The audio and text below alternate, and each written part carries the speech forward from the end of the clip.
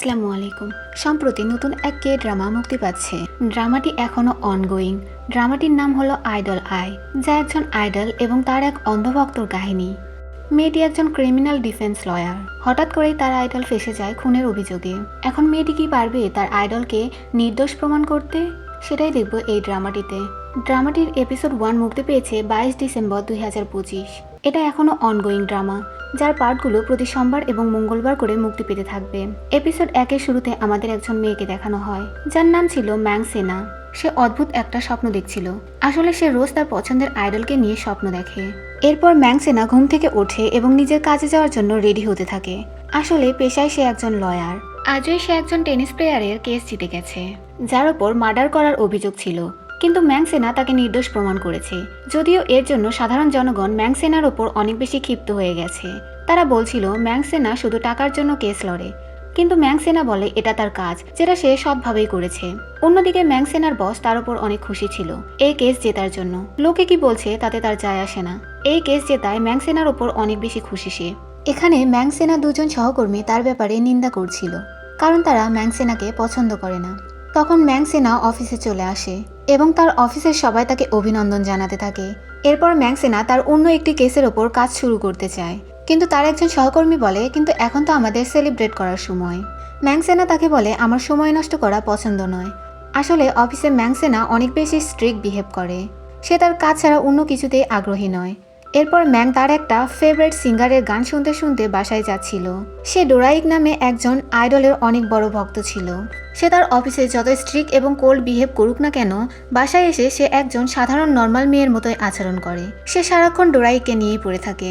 ডোরাইক ছিল অনেক বড় একজন সেলিব্রিটি, যে গোল্ড বয়েজ নামক একটা ব্যান্ডের লিড ভোকালিস্ট ছিল। সে বাসায় বসে বসে ডোরাইকের গান শুনছিল।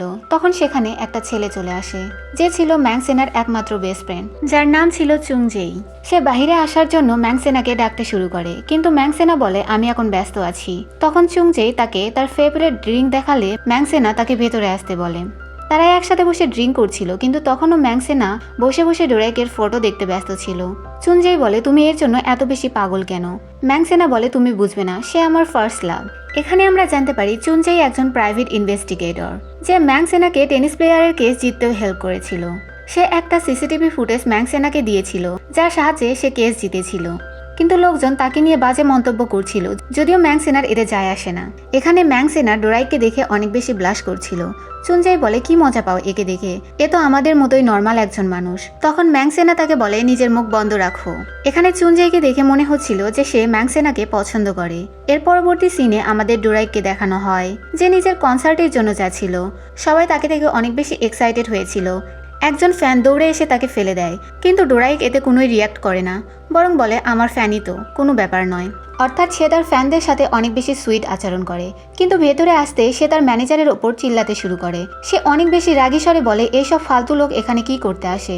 সে সিকিউরিটি ডবল করে দিতে বলে। ডোরাইকের আচরণ দেখে বোঝা যায় যে সে সবার সামনে ভালো ব্যবহার করলেও আসলে সে অনেক বদমেজাজি একজন মানুষ। এখানে ডোরাইক জানতে পারে তাকে সোলো পারফর্ম করতে হবে। এটা শুনে সে আরও রেগে যায় যে তার ব্যান্ড মেম্বাররা এখানে আসবে না, তাকে সোলো পারফর্ম করতে হবে। ম্যানেজার তার কাছে অনেক বেশি অনুরোধ করে, ফলে ডোরাই কোনোভাবে রাজি হয়ে যায় এবং স্টেজে গিয়ে পারফর্ম করে। এরপর সিন চেঞ্জ হলে আমাদের আবারও ম্যাং সেনাকে দেখানো হয়, যে আদালতে ছিল। ম্যাং সেনা বারবার টাইম দেখছিল। এরপর সে জলদি সেখান থেকে বেরিয়ে পড়ে এবং একটা ছেলের সাথে ধাক্কা খায়। এখানে ছেলেটির নাম ছিল ওয়েন। ধাক্কা খাওয়ার ফলে তার কফি পড়ে যায়, কিন্তু ম্যাং সেনা তাকে সরি না বলে ওয়াশরুমে চলে যায়। তখন তার এক ফ্রেন্ড সেখানে আসলে সে তাকে বলে, মেয়েটি অনেক বেশি অভদ্র। ম্যাং সেনা ওয়াশরুম থেকে নিজের ড্রেস চেঞ্জ করে বের হয়। বাহিরে তার জন্য তার ফ্রেন্ড চুনজাই অপেক্ষা করছিল। আসলে ম্যাং সেনা ডোরাইকের ফ্যান সাইন ইভেন্টে যাওয়ার জন্য এত তাড়াহুড়ো করছিল। এরপর ডোরাইককে দেখানো হয়, সে তার ফ্যানদের বারবার করা কলস এবং মেসেজেসের জন্য অনেক বেশি বিরক্ত ছিল। এরপর সে তার ফ্যান্সদের নিজের অটোগ্রাফ দিতে থাকে। সে একে একে সবার নাম জিজ্ঞেস করে এবং তাদেরকে অটোগ্রাফ দিতে থাকে। তখন তার কাছে একজন ফ্যান গার্ল আসে এবং তাকে বলে, আমাকে চিনতে পেরেছো? ডোরাইক বলে সে তাকে চিনতে পারেনি, তার নাম কি? ফলে মেয়েটি তার উপর অনেক বেশি রেগে যায় এবং অদ্ভুত আচরণ করতে শুরু করে। তখন গার্ডরা এসে তাকে সেখান থেকে নিয়ে যায়। ডোরাইক ভিড়ের মধ্যে হাইসু নামের একজন মেয়েকে দেখতে পায়। ডোরাইকের প্যানিক অ্যাটাক শুরু হলে সে ওয়াশরুমে গিয়ে নিজেকে শান্ত করার চেষ্টা করে। অন্যদিকে ম্যাংসেনা দৌড়ে সেই ইভেন্টে আসে। এখানে তার কি চেন পড়ে গেলে হাইসু নামের মেয়েটি তাকে সেটা উঠিয়ে দেয়। ম্যাংসেনা তাকে থ্যাঙ্কস জানিয়ে ভেতরে গিয়ে জানতে পারে ফ্যান সাইন ইভেন্ট শেষ হয়ে গেছে, যার জন্য ম্যাংসেনা অনেক বেশি দুঃখী হয়ে সেখানেই বসে পড়ে। তার সাথে চুনজেয়ে ছিল। ম্যাংসেনা সামনে থাকা ডোরাইকের বড় পোস্টার দেখে অনেক বেশি খুশি হতে থাকে। অন্যদিকে ডোরাইক বাসায় এসে হাইসুর কথা ভাবতে থাকে। তারা কিছু সময় আগে ডেট করছিল, কিন্তু এখন তাদের ব্রেকআপ হয়ে গেছে। তখন হঠাৎ দুজন ফ্যান লুকিয়ে তার বাসার ভেতরে ঢুকে পড়ে, কিন্তু ডোরাইক গার্ডদের ডেকে তাদের সেখান থেকে বের করে দেয়। এরপর সকালে সেখানে তার ম্যানেজার এসে তার উপর পানি ফেলে দেয়। সে ডোরাইককে একটা ভিডিও দেখায় যেখানে ফ্যানদের সাথে সে অনেক খারাপ ব্যবহার করছিল। ভিডিওটি অনেক বেশি ভাইরাল হয়ে গেছে, ফলে এখন তার অনেক বিপদের মুখে পড়তে হবে। তার ক্যারিয়ার নষ্ট হয়ে যেতে পারে। ডোরাইক বলে তারা কি ফ্যান? তারা ফ্যান্স নয়, বরং স্টকার, যারা বিনা কারণে আমার পিছন পিছন ঘুরতে থাকে। ম্যানেজার বলে সেটা যাই হোক, তাদের সামনে তোমার নর্মাল থাকতে হবে। তুমি সাধারণ মানুষ নও, তুমি একজন আইডল। ডোরাইক বলে আমি একটা নর্মাল জীবন চাই। আমি 10 বছর বয়স থেকে তোমার জন্য কাজ করে যাচ্ছি। তখন ম্যানেজার বলে অপেক্ষা করো, একদিন অবশ্যই এমন আসবে তুমিও নর্মাল লাইফ পাবে, তখন কেউ তোমার পেছনে দৌড়াবে না। সিন চেঞ্জ হলে দেখি ম্যাংসেনা ইন্টারনেট ক্যাফেতে এসেছে ডোরাইকের কনসার্ট টিকিট বুক করার জন্য, কিন্তু সে একটাও টিকিট পায় না। সে জানতে পারে কালোবাজারে কেউ টিকিট বিক্রি করছে, ফলে সে তার সাথে যোগাযোগ করে। অন্যদিকে ডোরাইক ডক্টরের কাছে গিয়েছিল। ডক্টর তাকে বলে তার হার্ট কন্ডিশন একদম ঠিক নেই, এরকম চলতে থাকলে তার হার্ট অ্যাটাক হওয়ার সম্ভাবনা আছে।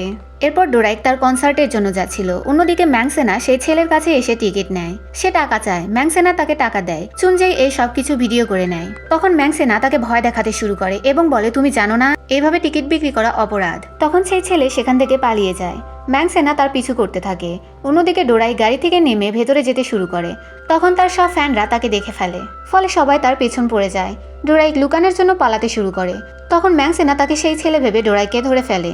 যখন সে দেখে এটা ডোরাইক, তখন সে অবাক হয়ে যায়।